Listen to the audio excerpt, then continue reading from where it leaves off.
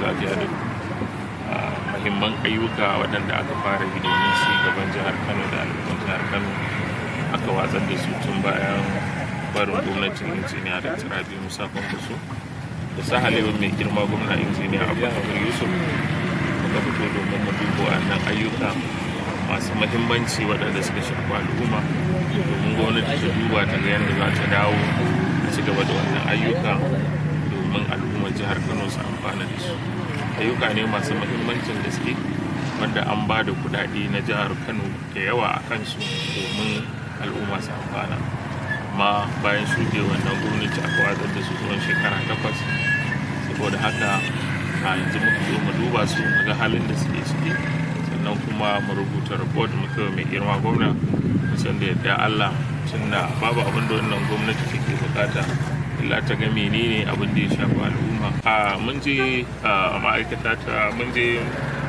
makaranta ta midwifery ta ungozo da take Gezawa, mun ga aikin nan ya kai wurin kaso 68, amma an watsar da wannan aiki wanda aiki ne mai muhimmancin gaske. Wannan makaranta ta kuma an watsar da ita an bar wannan aiki. Sannan mun ji aikin titi wanda aka shi har ga an kammala su, wanda shi ma yana cikin ayyukan 5 km a garin Gezawa, wanda yanzu haka an kammala shi. Kun ga an sa street light saboda irin alƙawarrukan da wannan gwamnati kafin ta shigo na ɗauka cewa duk wata 5 km ko duk wasu ayyuka irin wannan masu muhimmanci yardar Allah za ta yi kokari ta gama su. Kuma mun je da ku wannan titi an riga an gama shi, har an sa street light, abubuwan da ya rage ya wuce dan finishing da sa dan kyalkyafa. Wannan gwamnati ba abin da za a ce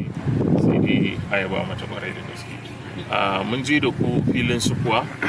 wanda wannan aiki ne mai muhimmancin gaske, kuma shi ma aiki ne wanda aka fara shi aka tsara shi za a yi shi standard wanda duk duniya kowa ya yanzu wannan filin sukuwa zai ga ya dace a yadda ake amfani da shi a duniya. Amma shi ma an watsar da shi har sun wasu mutane bayan watsi da aka yi da shi sun zo an fara cire wani wuri daga cikinsa domin buƙatar kansu. Amma alhamdulillahi injiniya Abubakar Yusuf ya ɗauki mataki na gaggawa wanda duk kun sani, kuma yanzu cikin yardar Allah shi ma za a yi report mu tabbatar da cewa mun kai